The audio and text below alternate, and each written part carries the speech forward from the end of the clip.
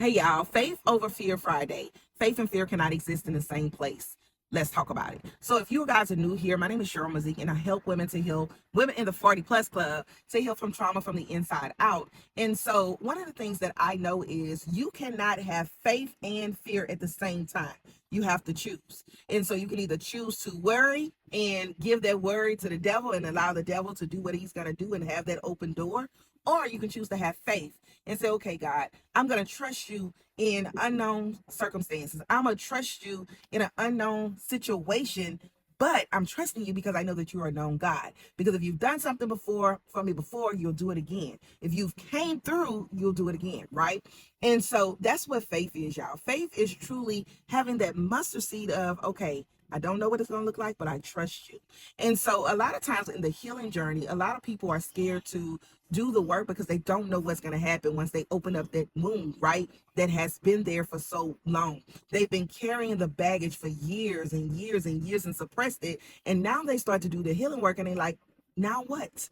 And I love that when I work with people, because I have clients all ages, right? I've had clients from 20 years old to 70 years old, you guys. But the ones that I love all of my clients, but the ones that I'm like really, really rooting for are the ones that are in their 70s, in their 60s, in their 50s, where they make a decision and say, you know what? I have been carrying around this thing from childhood. And to see them come out of their shells and talk about things that they've never talked to anybody about, and how they feel like their relief of that thing that has been weighing them down for years is no longer there, and they start to operate in the purpose that God has called them to operate. They've taken the limit of age out of, off the table, and they are starting to move and operate in their purpose. I'm like, okay, that's it. Thank you, God, that I chose faith over fear to operate in what you called me to operate in, that I didn't let the trauma that I experienced stop me from moving in what you called me to do, because I'm able to help those that I am called to help. That's what faith does, y'all. Faith allows you to move in unknown territories, knowing that God is there with you and that he will provide all of your needs and he will provide in that situation, okay?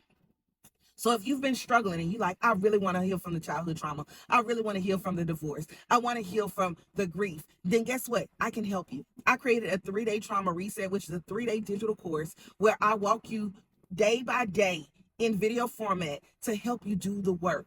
Because the first step is awareness. You got to become aware. You got to become aware to the fact that, hey, you suppressed it. You prayed about it, but you didn't do intentional work to release that stuff. You talked to maybe your mama or your cousin or somebody about it, but you ain't do no intentional work. We're going to do the intentional work to help it come from out of here and get it and get it out of there. And it's not saying you about to blast it all over the world what happened to you, but we're going to give you the proper tools in the process to do the healing work.